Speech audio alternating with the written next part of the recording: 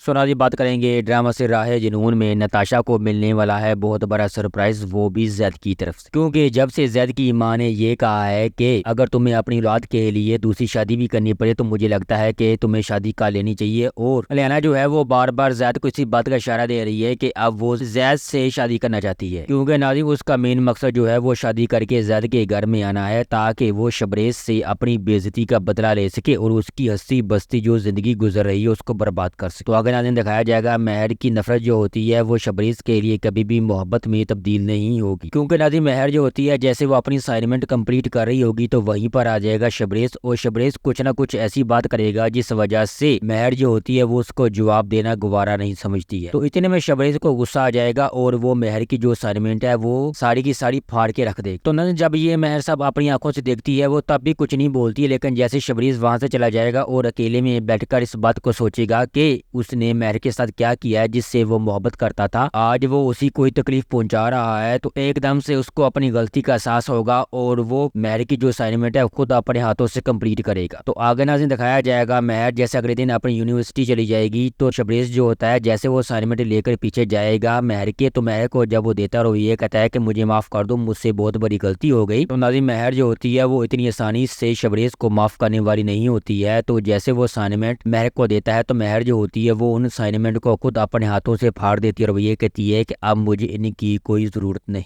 तो नहीं महर जो होती है वो लाइब्रेरी में बैठकर खुद शबरेज के बारे में सोचती है कि वो शबरेज के साथ क्या कर रही है, जबकि शबरेज जो है वो उसके लिए कुछ भी कर सकता है जो उससे इतनी मोहब्बत करता है। तो आगे नाज़िम दिखाया जाएगा शबरेज को जब इस बात के बारे में पता चलेगा कि महर जो है वो अभी तक घर वापस नहीं आई है, तो दूसरी तरफ वो जैसे महर को ढूंढने के लिए एक बार फिर से यूनिवर्सिटी का रुख करेगा। तो दूसरी तरफ महर जो होती है वो अपने आप को कुछ टाइम देने के लिए जैसे चल जाएगी सात समुंदर पार, और जैसे वो अपने घर वापस आएगी तो शबरेज अकेला अपने कमरे में बैठा ये बात सोच रहा होता है कि कहीं उससे कोई बहुत बड़ी गलती तो नहीं होगी जो महर जो है वो उससे नाराज है। तो नाज़िम आगे दिखाया जाएगा जैद जब अपनी माँ से ये कहता है कि वो अलियाना से शादी करना चाहता है तो जैद की माँ जो होती है एकदम से खुश हो जाती है और वो ये कहती है कि अच्छा हुआ तुमने ऐसा फैसला किया, क्योंकि एक तो शबरेज ने उसके साथ जो बदतमीजी की थी उसका जो हिसाब है वो पूरा हो जाएगा और दूसरा जो तुम्हारी औलाद की जो तमन्ना है वो भी पूरी हो जाएगी।